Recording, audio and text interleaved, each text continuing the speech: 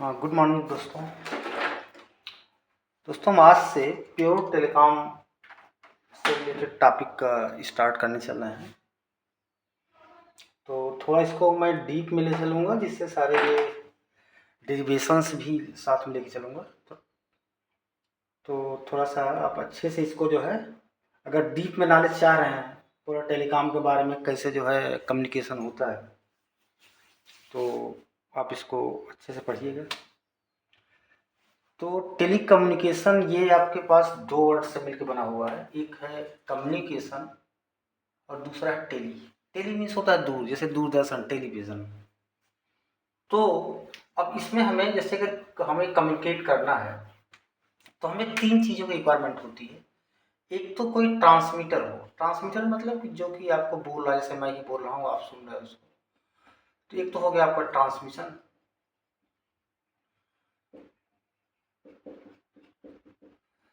और दूसरा आपका हो गया रिसीव करने वाला, जो सुन रहा हो, रिसीवर हो गया। अब यहाँ से यहाँ तक पहुँचेगा कैसे? रास्ते दो हैं हमारे पास। या तो आप वायरलेस से भेज दो, और या तो आप जो है कोई मीडियम यूज करो जो कि फिजिकल मीडियम हो आपका, जैसे आपका ये फाइबर हो गया, कॉपर वायर हो गया, ट्विस्टेड पेयर हो गया। तो यहाँ पर एक हमारा आता है मीडियम।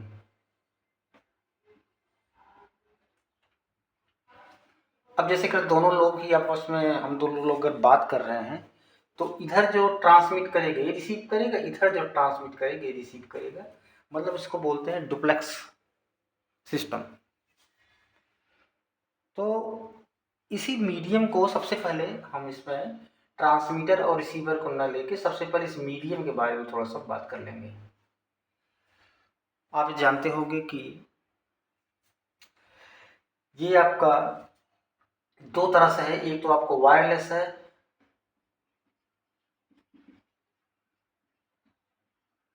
और दूसरा क्या है, आपको वायर लाइन है।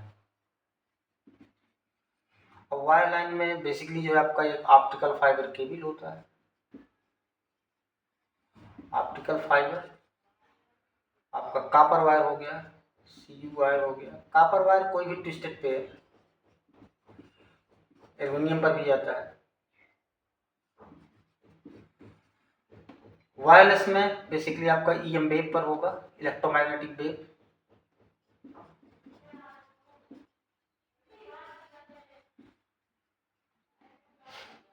अब इसके कई पार्ट हो जाते हैं आपके। माइक्रोवेव हो गया, आपका इंफ्रारेड हो गया। तो हमारा जो कंसर्न है इसमें, एसडीएच हम लोग बेसिकली जो है ध्यान में रखकर चल रहे हैं। एसडीएच, सिंक्रोनस डिजिटल हायरार्की, हम इसी को, यही हमारा टारगेट है, हम इसको अच्छे से समझ लें। ये जो है बेस्ड होता है आपका, इसके लिए जो मीडिया यूज किया जाता है ये ऑप्टिकल फाइबर। तो हम ऑप्टिकल फाइबर के बारे में ही अच्छे से पढ़ेंगे, जितना डीप में हो पाएगा, जहाँ तक हमको ज़रूरत भी होगी।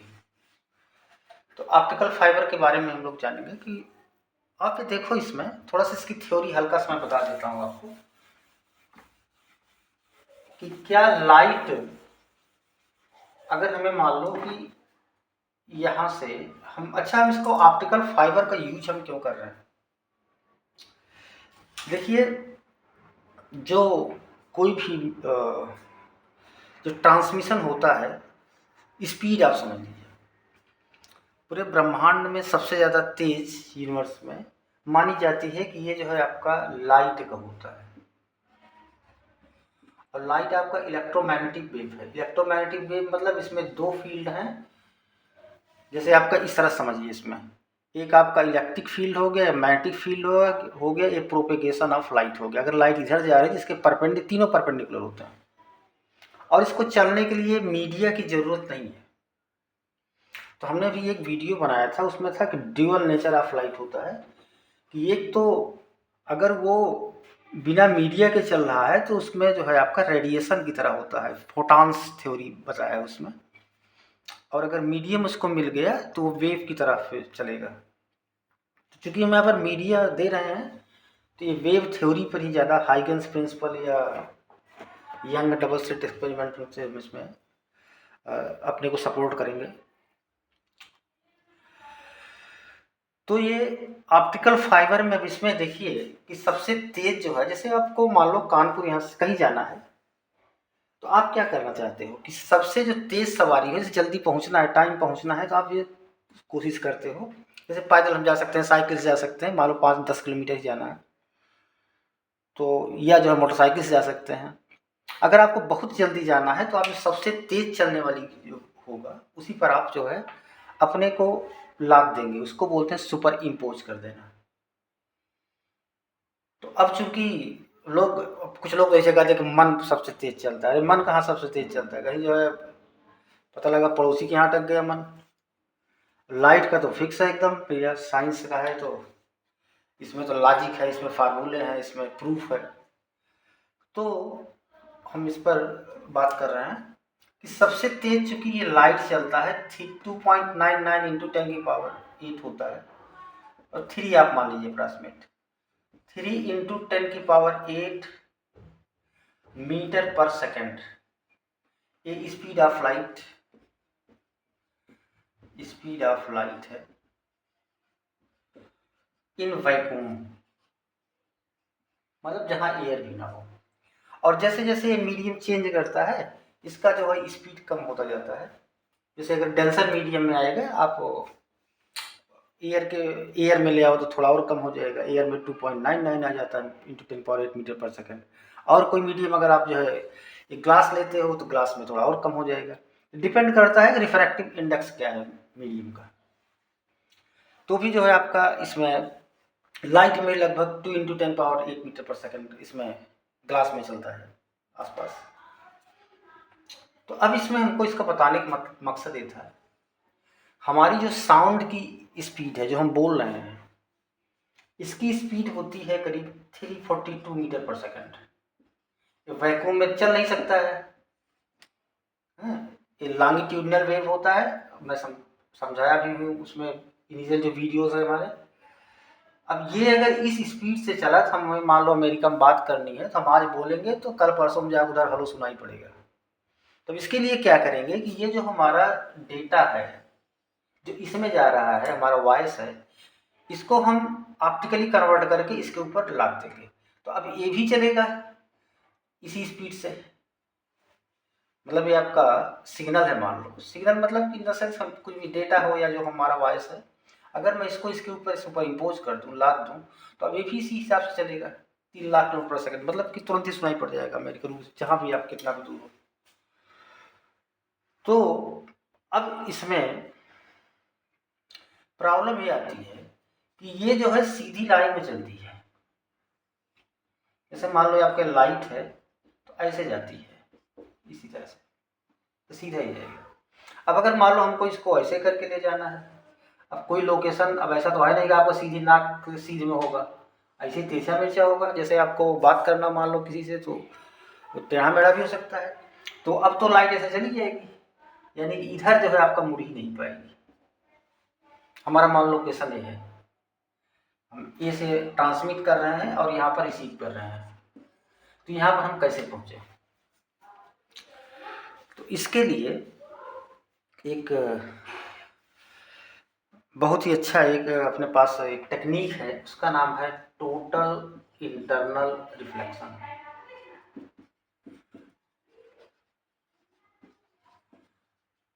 अब आप जानते हो कि अगर हम कोई चीज़, कोई मान लो लाइट को अगर मैं किसी सरफेस पर अगर ड्रॉप करता हूँ, लाइट ही आपको इस पर पड़ रही है, तो इसके 3 चांसेस हैं।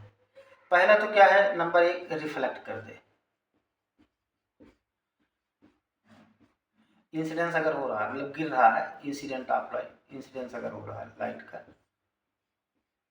तो 3 इसमें चांसेस हैं। एक तो रिफ्लेक्ट कर दे, और दूसरा क्या करे, एब्जॉर्ब कर ले, मतलब सोख ले उसको,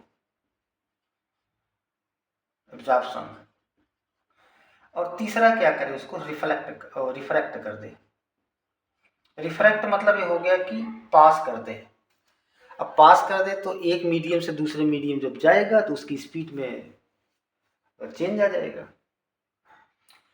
तो हम इसी का सहारा लेकर इसको हम यहाँ से यहाँ ले आएंगे, कितना भी टेढ़ा मेढ़ा जाएगा, जो ऑप्टिकल फाइबर में आपको यूज किया जाता है।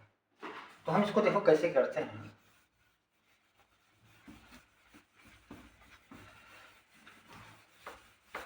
देखो जैसे समझ लो, बाकी जो है ना बहुत डीप में मैं इसको ले जाऊंगा, थोड़ा सा आप पेशेंस बनाए रखिए। जो बहुत इंजीनियरिंग के जो स्टूडेंट नहीं है वो भी अपना जान सकते हैं इसको। अब इसमें देखिए एक जो टर्म है आपका टोटल इंटरनल रिफ्लेक्शन, वो क्या चीज है। अब आप इसका सिंपल प्रैक्टिकल किए होंगे कि मान लीजिए कोई आपके पास ये ग्लास है, ऐसे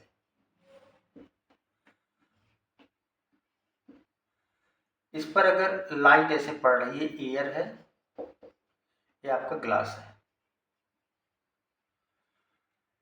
तो ये इस तरह से नहीं जाएगा। अगर इसका मीडियम चेंज हो गया, एयर है ग्लास, अगर एयर इसको नॉर्मल बोलते हैं, ये भी नॉर्मल हो गया, तो ये क्या करेगा, इधर की तरफ थोड़ा सा बेंड हो जाएगा ऐसे। मतलब अगर मीडियम डेंसर है तो इधर की तरफ आ जाएगा, अगर रेयर मीडियम इंटर कर रहा है, अगर यहाँ से यहाँ जा रहा है तो दूर हो जाएगा। तो ये जो है एक थोड़ा सा एंगल, अगर ये आई है, ये आर है, तो अगर रेयर टू डेंसर आ रहा है, रेयर टू डेंसर के लिए अगर हम लाइट का फ्लो करा रहे हैं, तो क्या होगा कि I should be greater than R. और अगर रिवर्स है, डेंसर टू रेयर अगर आ रहा है, तो आर बड़ा हो जाएगा। मतलब जिधर आपका रेयर होगा उधर जो है एंगल जो है नॉर्मल और जो आपका बीम है लाइट का, उसके दोनों के बीच में एंगल बढ़ जाएगा रेयर में। अब हम इसी के यूज करते हैं आपका ये TIR में, टोटल इंटरनल रिफ्लेक्शन में। कैसे करते हैं आप थोड़ा सा इसको देख लीजिए।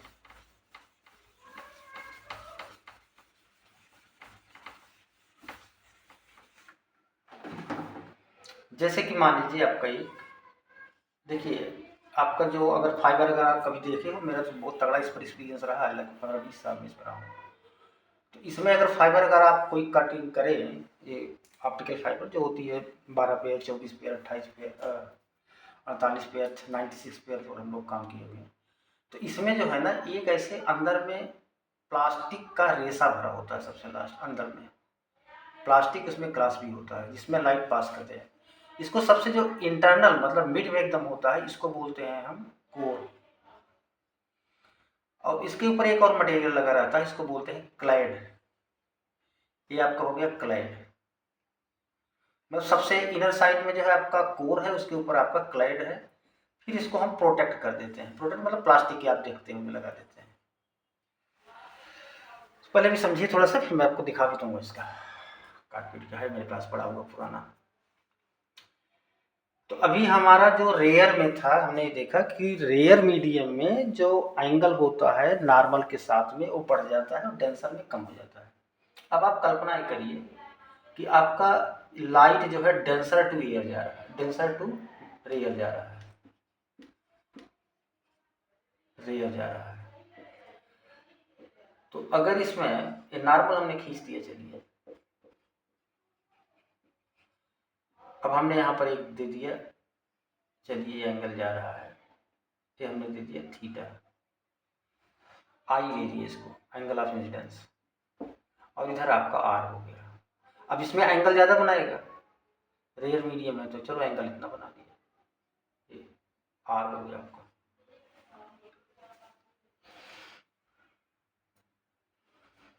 अब इसमें देखिए आप, अगर मैं आई की वैल्यू और बढ़ा दूँ तो ये यहाँ पर आ जाएगा।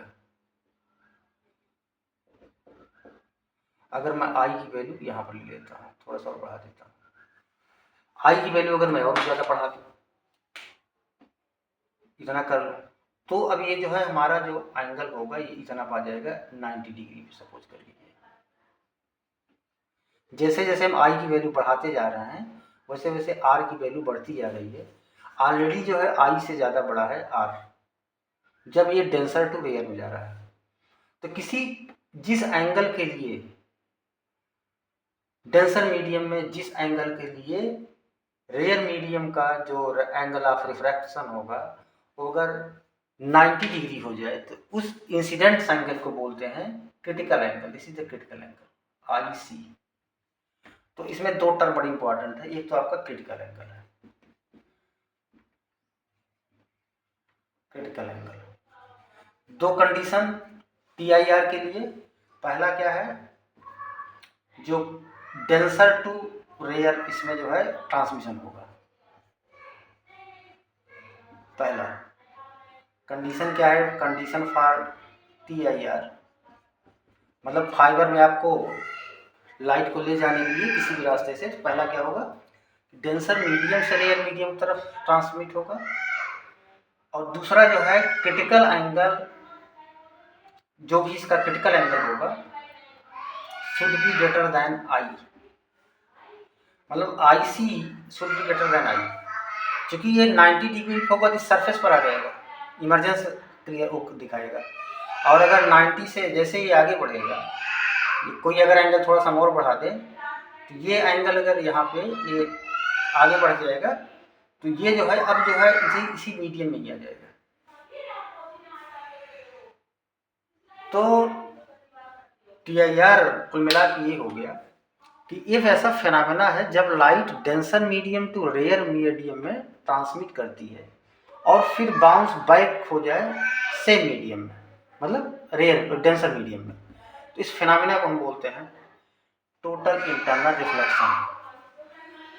तो ये जो है, अब इसमें अगर मैं स्नेल लॉ लगाऊं, स्नेल्स लॉ, तो स्नेल लॉ में आपका एन मतलब कि आपका जिसका रिफ्रैक्टिव इंडेक्स होगा दोनों कॉमन, मतलब N two upon N one, अगर इसका हम एन वन लेते हैं एन टू लेते हैं, that should be sine I upon sine R, sine R. अब अगर इसमें sine R for T I R, sine R equal to 90 degree, R equal to 90 degree, तो sine 90 equal to 1, sine 90 equal to N हो गया। ये आपका denser to rare है। हम जो लेते हैं जैसे ए एन जी हमने बोला, तो इसमें हम ये लिखेंगे कि refractive index of glass with respect to air. तो अगर ज़्यादा जो डेंस है तो ये एक्चुअली उल्टा है, इसमें डेंसर टू रेयर जा रहा है, तो हम इसको उल्टा लिखें, मतलब जीएनए हमको चाहिए। तो 1 अपॉन एन उल्टा हो गया है, एन की जगह क्या हो जाएगा, 1 डेंसर टू रेयर जा रहा है, 1 upon N equal to sine I C upon sine R की वैल्यू 1, तो एन इक्वल टू कितना होगा, 1 upon sine I C equal to cosec I C. I C मतलब कि क्रिटिकल एंगल ऑफ। तो ये एक फार्मूला आप छोटा सा है, आपको 9th 10th और 12th में मिल जाएगा। तो अब हमें ये एक चीज़ क्लियर हो गई है कि अगर हम क्रिटिकल एंगल से ज़्यादा अगर इंसिडेंस एंगल देते हैं तो हमारी लाइट दूसरे मीडियम में ना जाके, मतलब क्लैड में ना जाके कोर में ही रह जाएगा। तो जब इसी में रह जाएगा तो आप कैसे भी इसको जिधर भी मोड़ेंगे आप उधर चला जाएगा, मतलब अब उसका ये नहीं कि आगे जाके ब्लॉक सीधी रेखा में नहीं जाएगा वे। अब ये जहाँ पर मीडियम में आपका कोर जैसे जैसे घूमेगा उसी तरह जाएगा, क्योंकि कोर में ही एंट्री करेगा। तो हमारे ख्याल से इतना समझ में आ गया, बहुत ज़्यादा भी नहीं। आप जो है दो काम करिएगा, एक तो मॉड्यूलेशन आप पढ़ लीजिएगा अच्छे से, मैंने वो अपलोड कर दिया है कि मॉड्यूलेशन में कैसे क्या बहुत ज़रूरत है इसमें। और दूसरा इसमें है इम्पॉर्टेंट चीज़ कि पावर का डीबीएम, ये सब, क्योंकि हम ऑप्टिकल को पावर को डीबीएम में मेजर करते हैं। हमने ऑलरेडी उसका वीडियो बना रखा है, हल्का इसमें ब्रीफिंग कर देंगे, उसमें आपका डिटेल्स में है वीडियो में, उसमें स्पेशली जो है वो पावर के लिए है, इसमें मैं हल्का सा बता दूंगा आपको। ठीक है, हम इसको आगे बढ़ाते हैं धीरे धीरे करके, क्योंकि अब थोड़ा सा ये मैथमेटिकल थोड़ा सा आ रहा है और टफ भी होगा, क्योंकि एसडीएस पर आएंगे तो सबसे पहले इसको हम पहले क्लियर एकदम कर डालें, कल तक हो जाएगा ऑप्टिकल फाइबर का। Thank you.